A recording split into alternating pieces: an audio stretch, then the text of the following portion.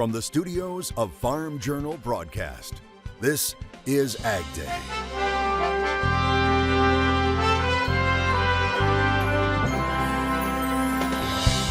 Smart farming goes beyond the gadgets and gizmos.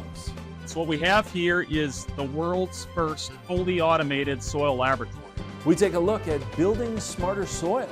An Iowa town is losing its largest employer, while Tyson says it's shutting down a pork plant.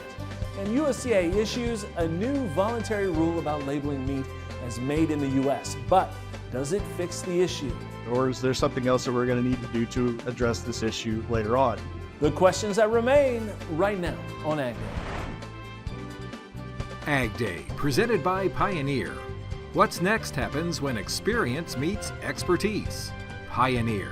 What's next happens here. Good morning, I'm Clinton Griffiths. Reaction is pouring in after USDA announced its Product of USA or Made in USA labeling rule. USDA saying the voluntary label will go on animals born, raised, processed, and slaughtered here in the U.S. AgDay's Michelle Rook joins me. And Michelle, the rule is raising lots of questions. Yeah, Clint, the devil will be in the details on USDA's final rule, which covers meat, poultry, and egg products, both whole and multi-ingredient. Now, it doesn't go into effect until January 1st, 2026. In the meantime, both U.S. and foreign trade associations and countries like Canada and Mexico are trying to determine what it means for the industry. And legal and other challenges are expected. USDA Secretary Tom Vilsack, in making the announcement, says the Made in the USA or Product of USA final changes were based on survey work within the industry. Groups supporting the changes claim consumers are willing to pay more for these labeled products, so they consider it a victory for consumers and family producers. By mandating and banning corporations from using the Product of the USA label on any beef or pork products that are not derived from animals that are born, raised, slaughtered, and processed within the United States, clearly clearing the way for market opportunity for America's farmers and ranchers. NCBA officials tell me they're pleased the label is voluntary, but they have many questions and aren't sure if the born and raised language will create premiums or if retailers will eventually decide not to use the label. The initial response is we're glad to see USDA is taking action to close this loophole. But we're also looking at what kind of opportunities are going to be there for producers, or is there something else that we're going to need to do to address this issue later on? So I think it's too early to really make that call right now. USDA says the rule is voluntary and shouldn't trigger a WTO case from Canada or Mexico, like the one that struck down mandatory country of origin labeling. Maxwell says there is no basis for a tariff threat. Canada has a Canadian branded product. You mentioned Canada had sued us at the WTO. We clearly believe and understand, and the evidence is there, the facts that this is WTO compliant. But Backus says they're still awaiting word from the two trading partners. They've lived through MCOL before. They know what those discounts mean for their producers, and they are ready to pull the trigger on retaliation if this really starts to look like those foreign-born cattle are going to be discounted or going to be treated with a different standard altogether. I have not seen the official responses yet from each of those governments. I think they're also trying to review this to see if it really is WTO compliant. Backus says they encourage producers to get involved and provide feedback during this 60-day comment period. I'm Michelle Rook reporting for AgDay. All right, thanks, Michelle. A developing story we're following. Tyson announcing it's shutting down another plant, this time a pork facility in the town of Perry, Iowa. It means a loss of more than 1,200 jobs. The plant is the largest employer in Perry. That facility, which processes about 9,000 hogs a day, has operated for about 60 years. Now, it's set to close on June 28th. Tyson saying in a statement the decision was not easy, but that it emphasizes its focus on optimizing the efficiency in its operations to best serve customers. Analyst Brad Koima finding that hard to buy. Maybe the backer sees tighter numbers coming. That's the first thing that comes to my mind, if they dare to close a plant. I mean, let's face it, these hog backers have been making money since 1998 when the industry became vertically integrated after those 8-9 cent hogs.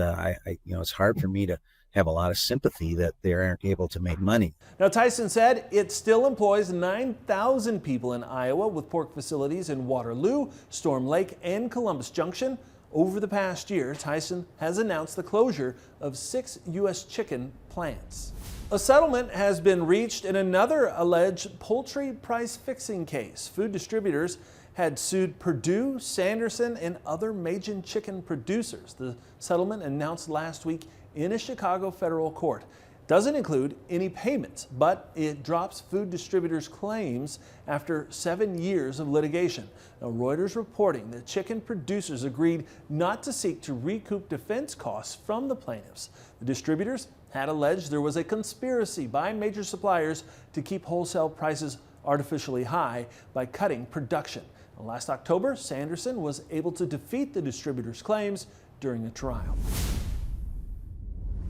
Another wildfire, this time in the Colorado Springs area. This one, investigators say, was likely due to chains dragging along a road. At last report, the fire is now 90% contained after burning up to 640 acres. Meteorologist Matt Engelbrecht joins us, and Matt, hopefully more moisture will help limit the threat of fire. Yeah, we're going to get a decent system working across the United States to go along with that warmth. You combine the heat with that added moisture and could get a good soaking for portions of the United States. So let's start off, take a look at your Wednesday afternoon into your Thursday morning. I see the low pressure system that develop in the trough down here towards the bottom left hand corner of your screen. That's going to inject not only some energy but also showers in and across portions of the Midwest Thursday morning and then through the afternoon. Again, there's Thursday at 7 p.m. Severe weather threat, it's not zero. In fact, it is going to be elevated for a few locations coming up on Thursday, depending on where these ingredients come together, but anticipate a good soaking in and across the United States with this next system before we start to move out and pick up some cooler air going into the weekend. There's that cutoff low that we talked about last week, and then in terms of Gulf Coast moisture and ingredients, could be looking at a few strong thunderstorms in the south and to the southeast. Again, that's Friday at 9 a.m. Through the afternoon on Friday into Saturday. Things clear out with some colder air, a pocket of colder air to the north. And some folks have already finished planting their corn crop. Randall Fisher burning the midnight oil to get it done in Texas. I'll have more on your forecast coming up. Smart Farming Week on AgDay is brought to you by John Deere. For generations before and generations to come, John Deere is part of your farm and your family. Whatever your technology needs, John Deere has the tools to help you grow your farm. And by Smart Nutrition MAP Plus MST, fertilizer designed with seed safety in mind. Smart Nutrition MAP Plus MST is engineered with a lower salt index. Learn how it protects your seed at smartnutritionmst.com. The idea of smart farming so often focuses on sensors, robotics, and technology. But can farmers get smarter about their soil? Today, I look at a host of new ideas targeting below-ground innovation. Soil.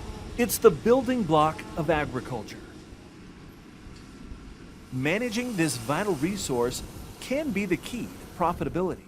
At this year's Commodity Classic, it was clear getting smarter about soil is a target for innovation. So what we have here is the world's first fully automated soil laboratory. Precision Planting's new Radical Agronomics Soil Lab aims to be a new standard. As you look at the history of soil fertility management, not much has changed in the last 60 years, frankly. And yet fertility is one of a farm's biggest costs. In our area in central Illinois, it's 22% of the crop budget is going to your fertility program. This new hands-free and computer-controlled system can process a sample every 6 minutes with the goal of eliminating variability and human error. If you go to Lab A today and you go to Lab B with the exact same soil, what you can find is in some cases a 50% difference from Lab A to Lab B. Now, in dollars and cents terms, that can be a $50 an acre difference depending on which lab you go to. From processing the sample to what that sample of soil can tell you. Another company called Pattern Ag says it can find the most damaging pests and pathogens in the field. What we're doing is we're using DNA sequencing technology that wasn't available at scale before because it just wasn't affordable. And so we're using that now to look at the biology and then turn those around into really simple agronomic recommendations. Whether it's looking at the prevalence of rootworm, nematodes, or foliar pathogens, each sample is analyzed, the biology measured, and the risks reported. Information in and of itself is interesting, but not accurate. If you turn it into something that's a simple agronomic recommendation, that's where they do.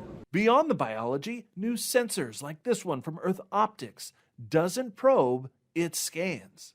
We'll be able to tell you exactly what's going on in the soil, what your compaction rates are, which leads to tillage, your nutritional content, so we can feed variable nutrient fertilization, and most importantly, in the climate area, we can tell you the content of carbon in your soil.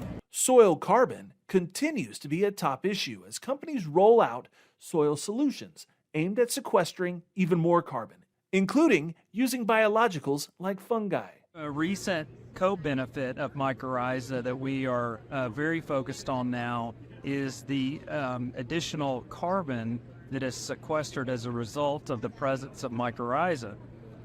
It is well researched, the fact that mycorrhiza is the main pathway for carbon into the soil. And those fungi can sequester and remove additional carbon dioxide out of the air and store it in the soils as the farmer is growing the crop. As the industry leans into the idea of soil as a smarter farming system for the future. A better day for markets on Tuesday with soybeans leading the way. We'll take a look at our markets coming up next. And later, a sport that combines a love of really fast horses with skiing. We head to Montana, of course, in the country.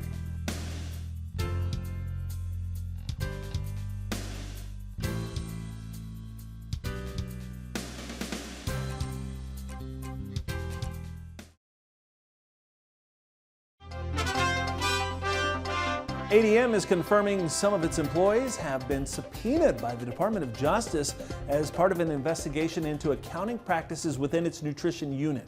And the company releasing its fourth quarter earnings report this week after an investigation into accounting practices at its nutrition unit delayed the release. It's reported a lower than expected profit as oilseed processing fell. It did reveal a profit of $6.43 per share for last year, and it announced a plan to fix accounting issues that it said caused it to correct certain transactions in 6 years of financial results. ADM saying it is cooperating with the DOJ's inquiries. Another downgrade to Brazil's soybean production helped push American soybeans higher on Tuesday. Michelle Rook is back with more in Markets Now. Tuesday's market closes and the grains were steady to higher in the beans. Ellen Brugler with Brugler Marketing is with us. And Ellen, let's talk about soybeans. They led the rally. Was that on some Brazilian news, including some of those lower production numbers, or, was this all a bean oil led rally? We've got a multi-day rally going in the bean oil. So that's adding a little bit of contribution to the product value of the soybeans. A soybean meal is kind of the unwanted stepchild here. You're just trying to get somebody to take it off your hands because you're crushing for the bean oil primarily. But it behaved itself today. So net, your beans were able to rally. Fundamentally, on the bean side, we did have some lower numbers from CONAB for their projection for Brazilian production. And you also got a weather forecast that was calling for some 100-plus degree temps in parts of South America over the next week, and quite a bit drier forecast as well. So we did probably see some fun short covering in the soybeans as well. We closed above the 40-day moving average. So do you keep going here? Can you take out $12? $12 is kind of our magic number there because there are several technical counts that go close to $12, retracement of speed lines, various other things. So that's still attainable. We are getting a little bit overbought on the very short-term indicators, the 4-day RSIs and that type of thing. But, we extended the rally today, and the funds were big shorts in both corn and beans, and therefore they're not liking higher price action, and in some cases they're trying to get out of the way. So we tend to have kind of a virtuous circle going on in this kind of situation. So Ellen, corn actually ended firm, but off of its highs. So did we run up into some chart resistance or get some of that farmer selling up there? I think we're getting a little more farmer selling. People are behind on sales. They need cash flow. They're buying inputs for spring here. Or needing to make payments, you know. And so there's some money needs there, and that means you're going to sell into rallies. Thanks for joining us, Ellen Berger with Berger Marketing. We'll have more AgDay coming up.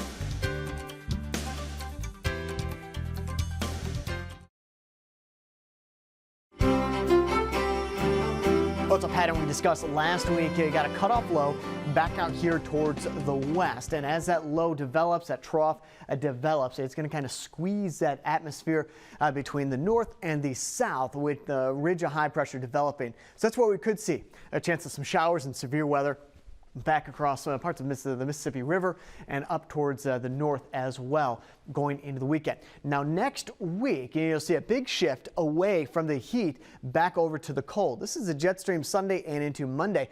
Pocket of cold air moving through the United States, including the Midwest, while off here towards the west, temperatures really start to warm back up. So you got that yin and yang type setup with the pattern. You got the low and the trough here, and then the ridge and warm temperatures there over towards the west coast. Quiet, a little bit more active, possibly more snow on the way. But this is going to be kind of like March snow, where you get a few days of some snowfall, but not a system that is going to bury portions of the United States. It's going to be moving pretty quickly and then actually warming back up next week. As for the precipitation outlook, so this is the 17th through the 21st.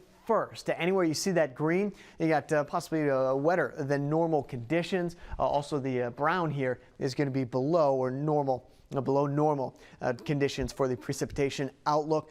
So a few pockets of some rain. We keep that Gulf moisture open during this period, the 17th through the 21st. Now, in terms of temperatures, this hasn't changed all that much. If anything, the coldest air between the 19th and the 25th has shrunk a little bit. So you're looking at more isolated colder air, cooler air back into the southeast and up here towards the north, where it might be just a little bit below normal. We'll start off in North Dakota by the beach. Partly cloudy, high around 51 degrees, low of 27. Hatteras, North Carolina. By the beach, partly cloudy, high around 65 degrees, low of 55. Show Low, Arizona. Not necessarily by the beach. Evening thunderstorms, high of 48.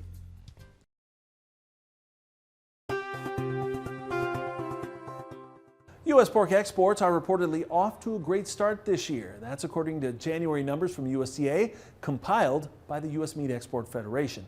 Now, it says January's pork exports were led again by Mexico, but U.S. pork also continued to make gains in several other areas, including South Korea, Central and South America, Australia, and Malaysia. It says U.S. pork exports totaled more than 251,000 metric tons, up 6% from the previous January. Export value was also up 6% to just over $682 million. We have some optimism, I think, on several fronts in the pork industry, but without a doubt, the international side is definitely one of those positive notes. Hallstrom says U.S. pork exports are off to a good start and believes it will continue through the first several months of the year.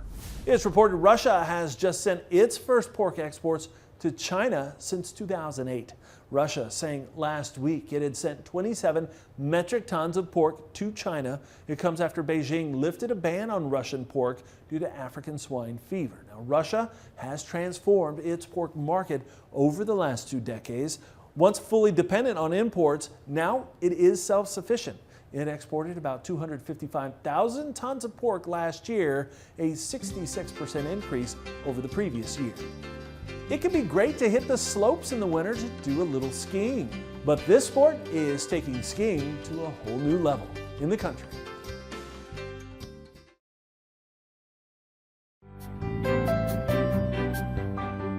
What do you get when you combine animals and adrenaline junkies in rural America? Well, you get an extreme sport on snow.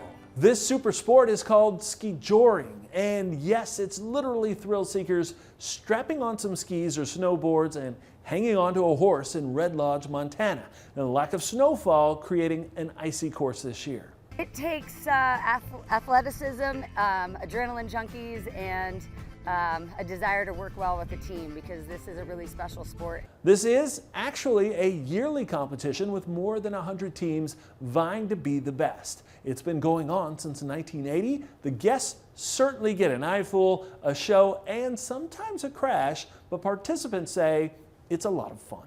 All right, I think I'm ready to give it a try. How about you? And that's all the time we have this morning. We're sure glad you tuned in. From all of us here at AgDay, I'm Clinton Griffiths. Have a great day.